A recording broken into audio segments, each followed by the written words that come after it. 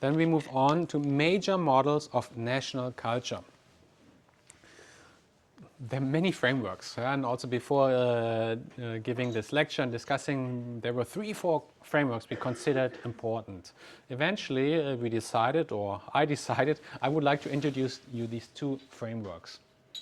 These are probably the most well-known frameworks nowadays, and I think they're very helpful to give some kind of understanding how we can distinguish cultures, and they're somewhat guiding frameworks.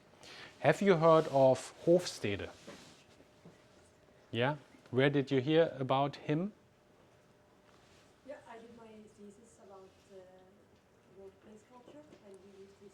Oh, okay, all right. Wow, you're an expert. No, Excellent. sorry. Then let's talk about that one. Globe study, have you heard about globe study? Where did you hear about it? In international HR. Ah, okay. We had that in my bachelor's. Oh, okay. Where did you study? In Nürtingen. It's close to Stuttgart. Okay, all right, good. Then it's a repetition for you. So we have expert, expert 2, maybe more experts.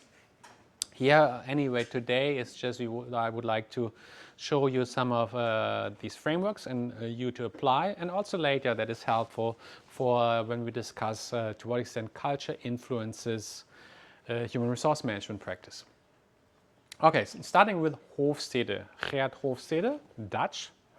He used to work for IBM.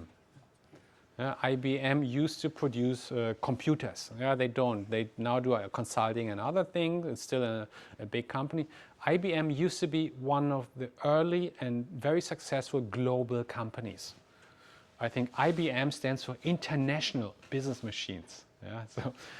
So that already carries in its name. And Geert Hofstede, he got his PhD from a Dutch university, and he joined IBM. And he conducted a large-scale survey in IBM. And IBM had presence in 40, 50 different countries. Very international company. And he conducted this survey in the 80s. So before most of you were born. And back then, people had the belief everyone is same. All the cultures are the same. Particular Americans. We are Americans. Everyone is like us or wants to be like us. And they didn't assume their differences. It sounds a little funny nowadays, but that was the understanding. And he discovered then throughout this large-scale survey in IBM across all these different countries that people have different values. Wow, what a surprise, for you, how dumb is that? But back then that was a huge finding, and that was the first finding. But the second finding then, I think that what is still valid and important for us, he analyzed the data using cluster analysis and then creating dimensions. Based on certain dimensions, we can distinguish countries or the cultures of different countries. And these were the original 4 dimensions he came up with, based on thousands of survey results, that a country can be classified according to these 4 dimensions. And based on that profile, we can say it's this and that country, and we can compare it to another country and distinguish how they vary across certain dimensions. And Hofstede is probably one of the most cited scholar. In particular, his book is one of the most cited books in business. Probably you would say Michael Porter and Geert Hofstede are the most cited business scholars, or if you only pin it down to one contribution. So these are the 4 original dimensions. Later they added 2 more, or he and some colleagues added to a 5th one, and I think some others later on even entered a 6th dimension, which I will not really discuss here. I think in the book it's briefly described. But anyway, there are also other frameworks that have been more sophisticated than this original one. But still, this is fairly well known. Also, when you remember here in class, who I've heard about here, also if I go to companies and I talk about cross-culture management, many of the business managers, they know about Hofstede. And so it's basics. It's good also to know that. So now let's get to these dimensions. The first one would be power distance. Another word, also like your classmate mentioned before, it relates to hierarchies. yeah, how hierarchical a society is. In particular, not how it is, but also how it is perceived as one and accepted as one, particularly from the eyes of the lower level people. Yeah, that they accept that we have tall hierarchies in certain countries. That would be a characteristic of high power distance cultures. Another dimension would be individualism and collectivism. Yeah, that refers to the degree, in other words, maybe to group orientation. Do people more think and work individually or more in teams and groups? That would be the contrast, collectivistic or group-oriented versus individualistic. Then the other dimension would be masculinity and femininity. And this one is a very complicated dimension because essentially it includes two aspects. One aspect, as it sounds, masculine societies would be very masculine. That means very male-dominated. You think the household, the breadwinner is a man, and the woman is more in the supportive role, raising children, taking care of the household, which would be, and the other one would be feminine, versus very similar. Both men and women are, take care of household and those kind of duties. However, this aspect is not the main aspect of this dimension. Originally, what they meant by this dimension was how people consider work goals, life goals, quality of life, which would be very feminine oriented, or maybe more performance oriented, which would be considered male, masculine. That's also why people get confused by this dimension. So these two aspects, gender orientation and then also quality or performance orientation. Whereas the second is probably more the important one here. And then the fourth dimension would be uncertainty avoidance. That is, the future is uncertain. We can't predict the future. Sadly, that's the way it is. How people are comfortable with that or not. How much do they try to prevent all kinds of uncertainties? Would be an indication of high uncertainty avoidance. That's still somewhat abstract, so we can give some more specific examples how that relates. Here for some specific examples for high power distance.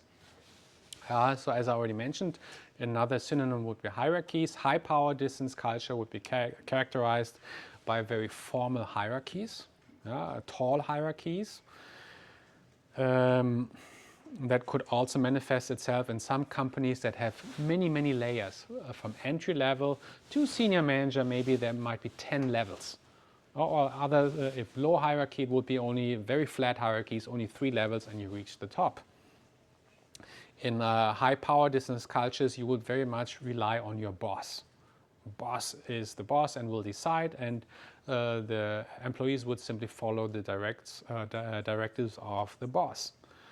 Organization would be more centralized, power would be more centralized, and people would not consult, they would listen to the orders given by their superiors. That would be characteristics of high power distance. Then thinking about the second dimension, individualism versus collectivism, here are some typical traits of a collectivistic culture, such as in collectivistic culture, you would have a lot of teamwork. You would work together in teams. Even incentives and rewards would be based on group performance. You would have a lot of, in terms of promotion and flexible labor markets, it would be mostly internal.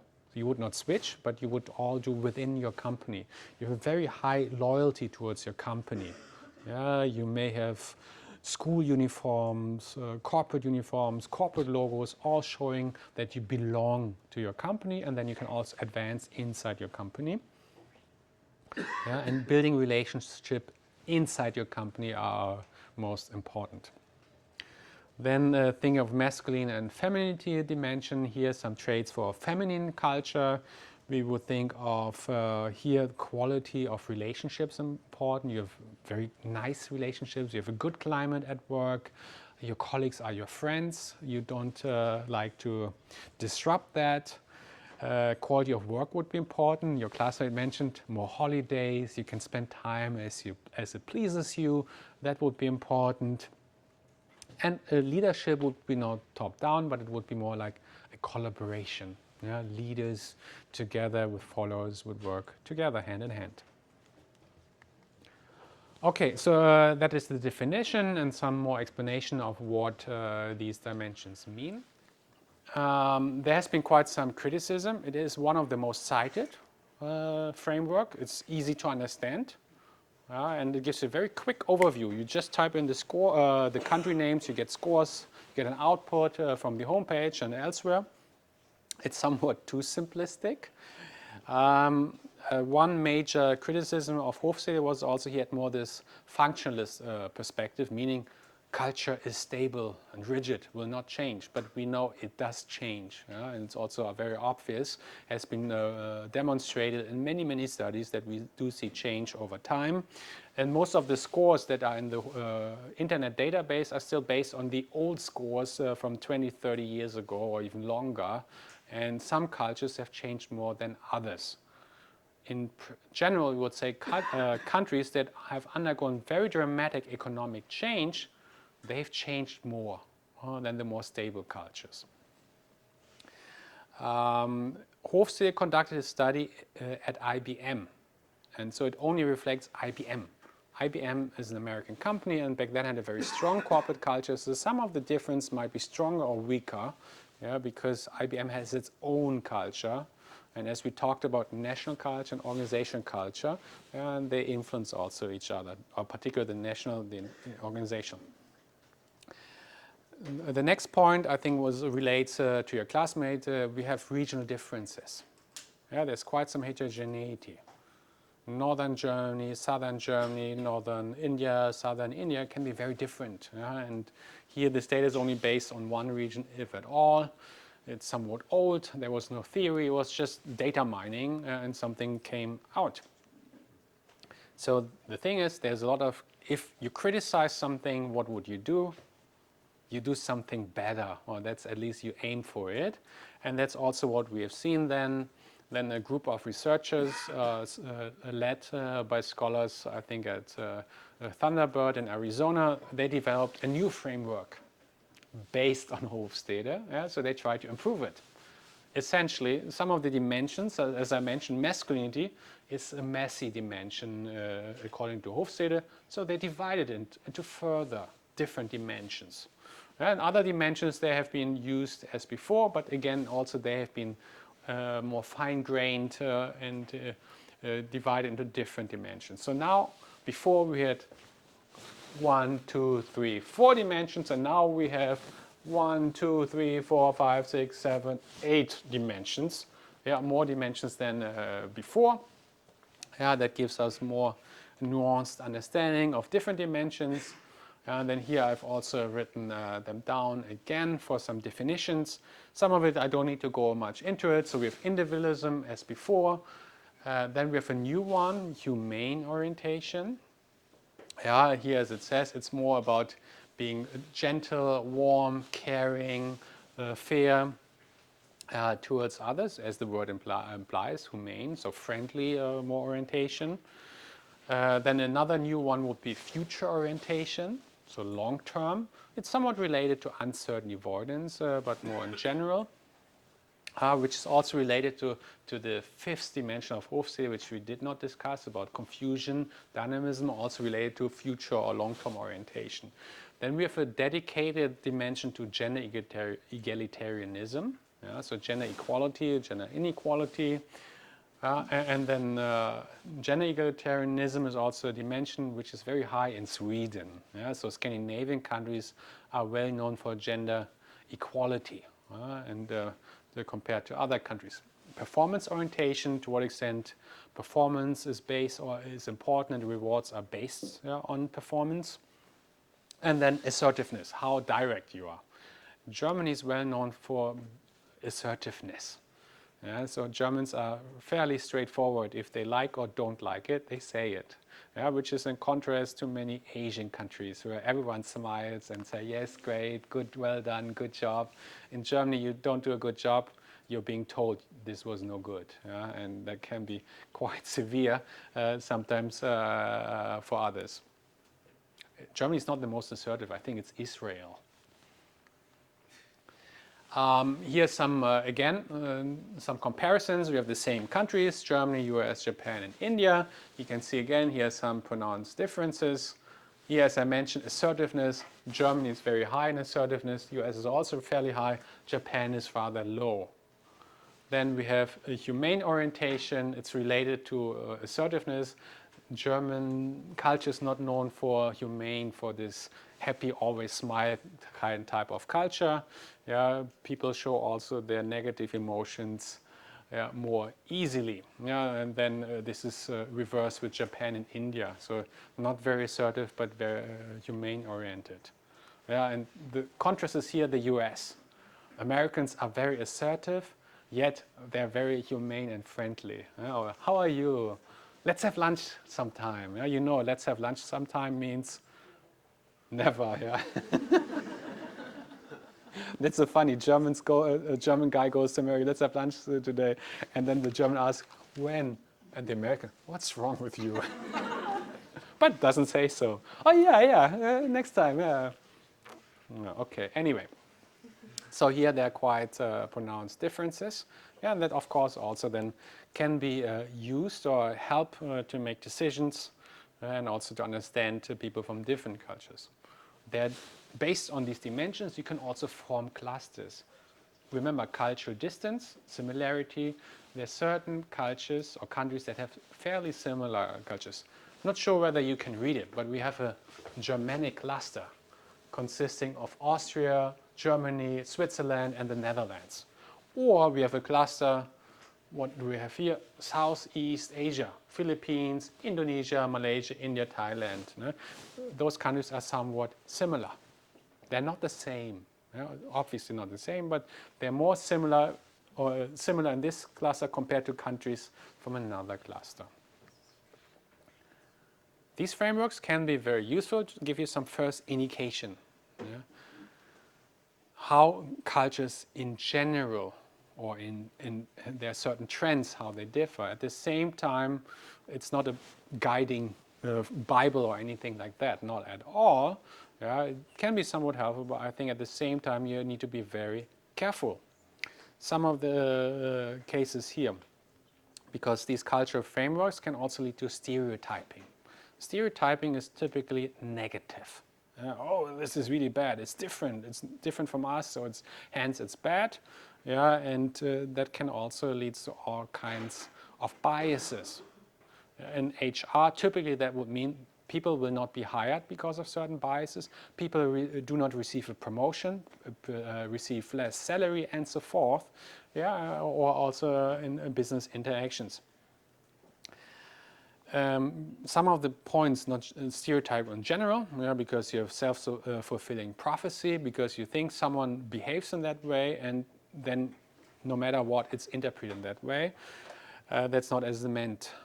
But what is more important is probably this, remember the different layers. We have different layers of culture, and we have a lot of heterogeneity. Meaning we have one country, we have different regions, we have different organizations, different groups, and different individuals. So it doesn't mean he's German, and so he behaves the German way. Also, he may belong to certain different organization, and so people can be very different. And particularly when you meet people in a foreign country, very often these are not necessarily the typical example of their country. So Japanese are known to be very shy, humble, and so forth. Yet you meet some Japanese here in Germany, and they're very outgoing, easygoing, talkative. Maybe that's also one of the reasons why they go abroad to begin with. But anyway, we have a lot of variance, lots of differences. So no one is always maybe as in one country. Another aspect very also important would be here selection, attrition processes. Organization can select people. People can select certain organizations, can select certain countries. Yeah, so meaning we have this American consulting company in Germany and the people who work there are more like Americans and so forth. So frameworks are useful, but at the same time use them with caution. So now I think I'm a little behind schedule. I notice I will highlight some of the main points here. Globalization and its impact on culture. So we have globalization, localization, glocalization, yeah, or deglobalization. I forgot, this is a new term nowadays. Yeah, and that has an influence on culture convergence, becoming similar, or divergence, remaining same, or crossvergence, a little bit of both. Yeah? Certain degrees of convergence and certain stability in other aspects. The idea of crossvergence very often, economic globalization leads to some kind of convergence, but we have social cultural histories and legacies, yeah, that are very strong, and so that certain cultures remain certain characteristics. And then we have strategic implications. How do we react? If practices are different, if cultures are different, do we now pursue global integration, so global best practices, standardized practices all over, or do we localize? Yeah? So we respond to local needs, to local responsiveness, or we find some balance. I think this here, we don't go really into it. Here, these are some of the drivers: industrialization, technological advancement, political system, economic development. These are the major forces behind convergence. Companies, countries become more similar over time because they all emerge, develop, and are influenced by similar influence factors. At the same time, we also have localization, yeah, or divergence in certain areas. And here, the ideas behind, in some societies, we have a very strong influence of legacies or histories. Take the example also of Japan. Japan has a very proud and long history. They haven't witnessed so much economic growth, and they try to maintain their culture, and also related it also HR practices. And so it has been very slow to react to foreign influence. The opposite would be China. China very readily and easily adopted or invited foreign companies to enter China. Chinese HR has been very much influenced by American best practices HR, very aggressively introduced also a performance-based system into Chinese, even government-related owned companies, what we have not seen, for instance, in contrast to Japan. Very often what we see, it's a bit of convergence, a bit of divergence, or we call then a cross-vergence, or some kind of hybridization. So meaning that companies adopt certain practices and maintain some of the originals, or maybe they modify so that better suit local demands. The question then is here, which we will not answer today, but which we will raise today and then discuss during our next sessions for the next week, is how does culture affect human resource management practices? Does it affect international assignment, recruitment, training, performance evaluation, compensation, and so forth? Yes, it does. And then is the question, to what extent companies respond, localize, or pursue global best practices? And that depends. Some of these functions can be more easily globalized, whereas others we need more degree of localization. And we will discuss that in detail in the following sessions. All right, so then now I would like to conclude our today's session. I think some of the key takeaways what we discussed today is culture has different layers. Remember the onion model, nation, organizational culture, and so forth, and it evolves over time. It changes over time. I introduced you to two cultural frameworks. They can be very useful, but at the same time, there's a word of caution. And culture has profound impact on business and also international human resource management. And overall, culture is very central for effective global talent management. And that we will find out in the next sessions. That's it for today. Thank you.